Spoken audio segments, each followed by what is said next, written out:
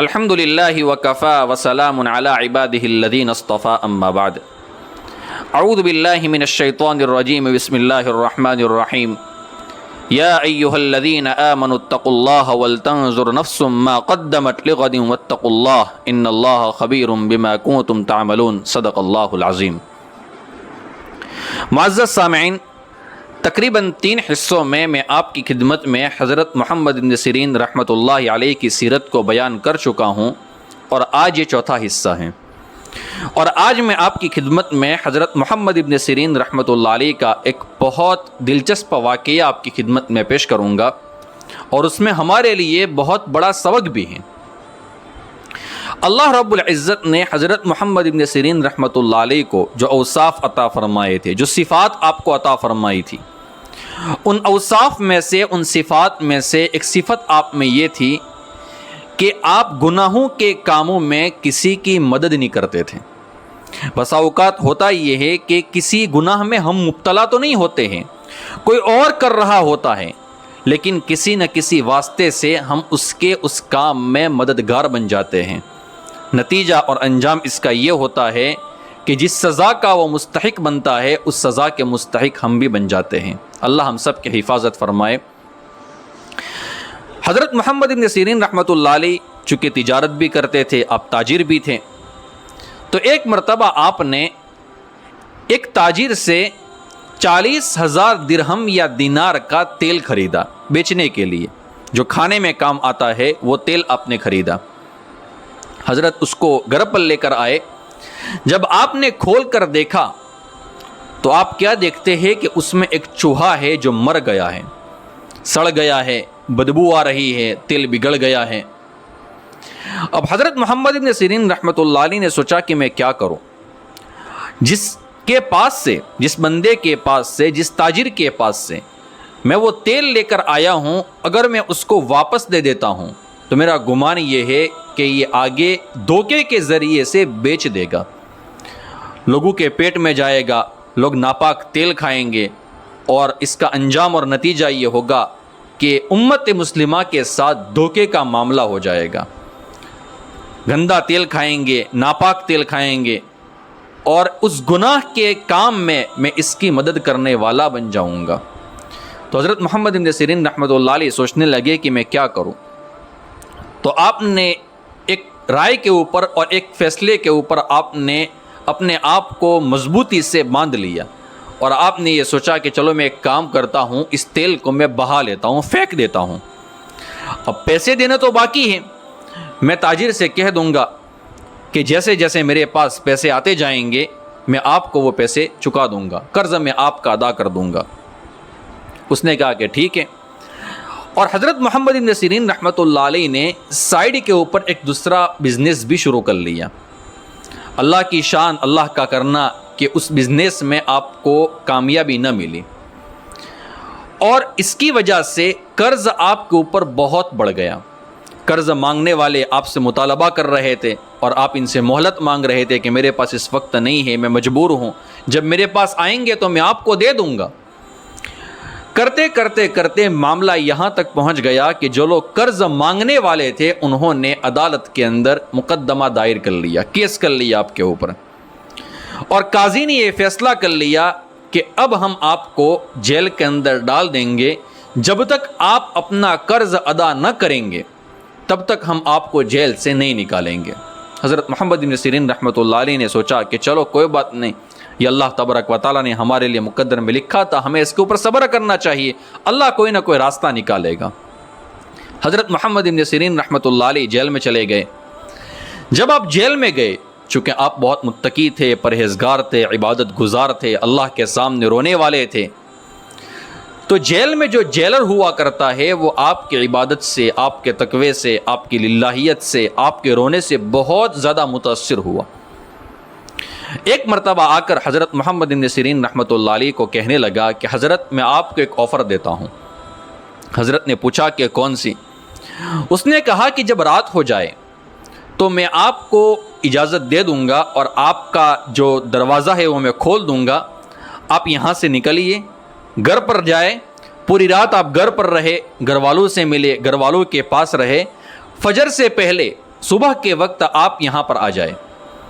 کسی کو پتہ بھی نہیں چلے گا اور آپ یہاں سے باہر بھی جا سکتے ہیں۔ میرے دوستو، اس جگہ پر شاید میں اور آپ ہوتے تو یقیناً ہم اس جیلر کا شکریہ ادا کرتے کہ آپ کا کرم اور آپ کا احسان ہے کہ آپ نے مجھے یہ آفر دی اور میں خوشی کے ساتھ آپ کی اس بات کو قبول کرتا ہوں۔ حضرت محمد بن سیرین رحمۃ اللہ علیہ تقوی کے اندر اعلیٰ معیار پر تھے۔ حضرت محمد بن سیرین رحمۃ اللہ علیہ نے اس جیلر سے فرمایا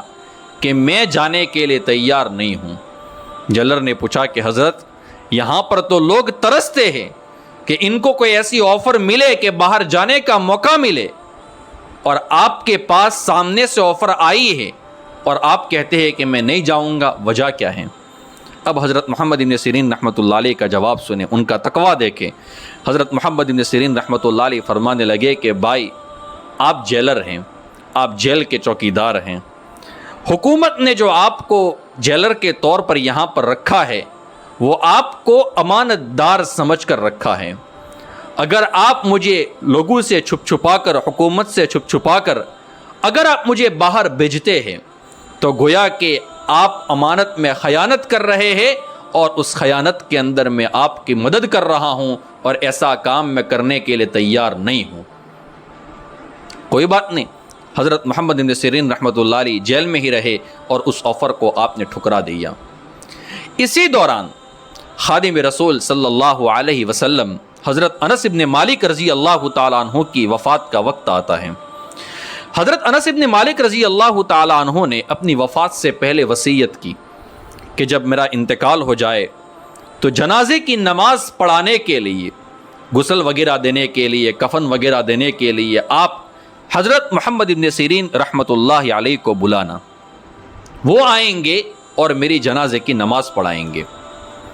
چونکہ آپ جیل میں تھے، اس لیے حضرت انس بن مالک رضی اللہ تعالیٰ عنہ کے رشتہ داروں نے قاضی کے پاس گئے اور ان سے اجازت لی۔ وہ لوگ وہاں پر گئے، حکومت کے پاس گئے، اور ان لوگوں نے اجازت لی